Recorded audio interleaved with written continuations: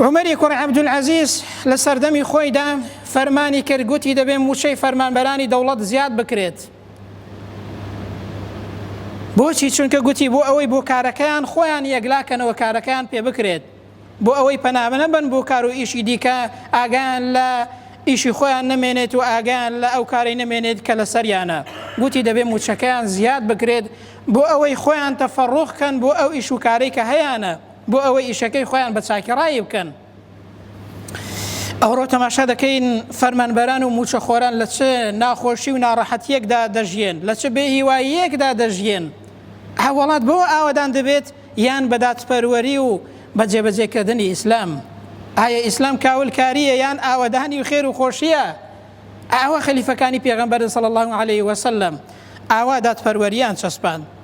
عومەری کوڕی عەبدولعەزیز لە سەردەمی خۆیدا هەرزانی و ڕزق و ڕۆزی بۆ میلەت هێنا. تەنانەت ئەوەندە ڕزق و ڕۆزی زیاد بوو، خەڵک لە خۆشی و ناز و نیعمەتدا بوو، هیچ کەسێک نەمابوو کە پێویستیەکی هەبێت، یعنی فەقیر نەمابوو. گوتیان قوربان گەنممان لێ زیادە، چی لێ بکەین؟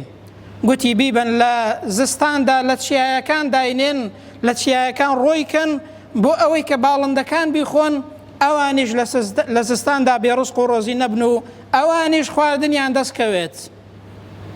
بۆ باڵندەکان ئێستا ئێمە تەماشا دەکەین لە زستاندا نەوتمان نییە، لە هاویندا ئاو و کارەبامان نییە، بەڵام ئەو پیاوە ئیماندار و دادپەروەرە فەرمووی بڕۆن لەسەر چیاکان ئەو گەرمە ڕۆکەن بۆ ئەوەی کە باڵندەکانیش برسیان نەبێت لە زستاندا. ئەوە عەدالەت و دادپەروەری و ئاوادانی و خێری خۆشی ئەو دینەیە. ئەگەر ئەو دینە جێبەجێ بکرێت، پیاوی ئاوا حکومڕان بێت، ئەوە کار و کردەوەکانی دەبێ و ئەوە دادپەروەری و ئاوادانی ئەو دینەیە و کە خەلیفەکانی ئیسلام ئاوا مامەڵەیان کردووە و ئاوا ئەو دینەیان چەسپاندووە و ئاوا عەدالەتیان چەسپاندووە.